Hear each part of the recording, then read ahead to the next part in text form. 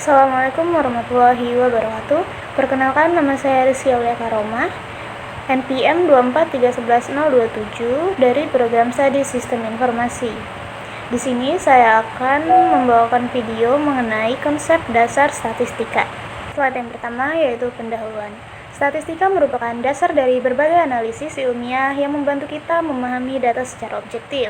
Dalam kehidupan sehari-hari, kita sering menggunakan statistika tanpa disadari, seperti menghitung nilai rata-rata ujian, membaca grafik populasi, atau menentukan hasil survei. Melalui statistika, data mentah dapat diolah menjadi informasi yang bermakna dan mudah dipahami.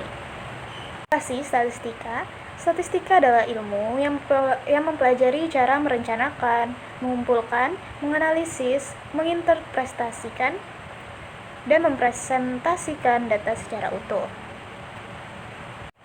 Fungsinya yaitu ada yang pertama, menggambarkan data dalam bentuk numerik atau grafik, menyederhanakan data agar mudah dipahami, membandingkan data antar kelompok, menentukan hubungan sebab akibat antar variabel dan menjadi dasar dalam pengambilan keputusan. Adapun manfaat statistika yaitu mengambil keputusan berdasarkan data, melihat hubungan antar variabel misalnya pendapatan dan tingkat pendidikan. Ada juga melakukan prediksi atau peramalan di masa depan, dan yang terakhir menafsirkan data agar lebih bermakna. Jenis-jenis statistika. Jenis statistika ada dua, yaitu yang pertama, jenis deskriptif, yaitu mengolah dan menyajikan data tanpa melakukan pengujian hipotesis. Contohnya yaitu menghitung rata-rata nilai pada siswa. Yang kedua yaitu statistika inferensia, yaitu menganalisis data sampel untuk menarik kesimpulan tentang populasi. Contohnya yaitu meneliti apakah ada perbedaan nilai antara dua kelas. Yang berikutnya yaitu jenis data. Jenis data ini ada dua, yang pertama yaitu data kualitatif. Data kualitatif ini berbentuk kategori dan bukan angka. Contohnya jenis kelamin, status, pernikahan, dan pekerjaan.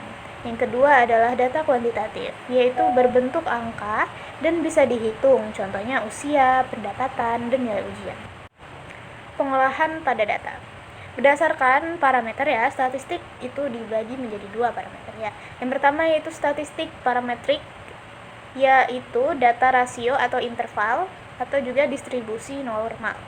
Ada juga statistik non-parametrik, yaitu dia data nominal atau ordinal yang distribusinya tidak normal. Ada juga jumlah variabel. Terdapat tiga. Yang pertama adalah univariat, yaitu satu variabel, misalnya tinggi badan siswa. Yang kedua ada bivariat, merupakan dua variabel, misalnya hubungan motivasi dan prestasi. Yang terakhir adalah multivariat, yaitu lebih dari dua variabel, misalnya pengaruh ekonomi, pendidikan, dan lingkungan terhadap prestasi. Yang selanjutnya yaitu penyajian data. Tabel yaitu menyajikan data secara rinci dalam baris dan kolom.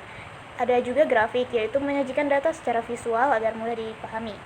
Jenis-jenis grafik ada tiga, yaitu yang pertama grafik batang atau bar chart, yang kedua grafik garis atau line chart, dan yang terakhir diagram lingkaran atau pie chart. Ini adalah rumus untuk membuat distribusi frekuensi. Yang pertama adalah rumus menentukan range atau jangkauan data. Rumusnya itu yaitu range sama dengan nilai data terbesar dikurang nilai data terkecil.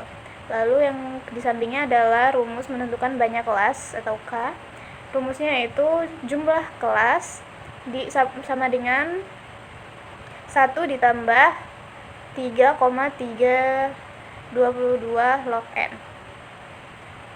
Nah, N itu merupakan banyak data, sedangkan log N yaitu logaritma basis 10 dari jumlah data. Dan yang di bawahnya yaitu rumus menentukan banyak kelas atau I, interval. Nah, itu adalah rumusnya interval sama dengan range dibagi nilai banyaknya kelas. Berikut adalah contoh soal dan penyelesaiannya. Di situ terdapat soal data nilai ujian dari 10 siswa, yaitu ada 60, 70, 80, 75, 90, 70, 85, 80, 95, dan 100. Jawabannya yang pertama langkah-langkahnya, kita menentukan nilai tertingginya yaitu nilai 100. Lalu nilai terendahnya yaitu 60. Nah, lalu kita kurangkan dari nilai tertinggi dan nilai terendah, hasilnya adalah 40. Nah, yang kedua kita menentukan jumlah kelas. yang kita menggunakan rumus yang tadi, yang K sama dengan 1 ditambah 3,3 log.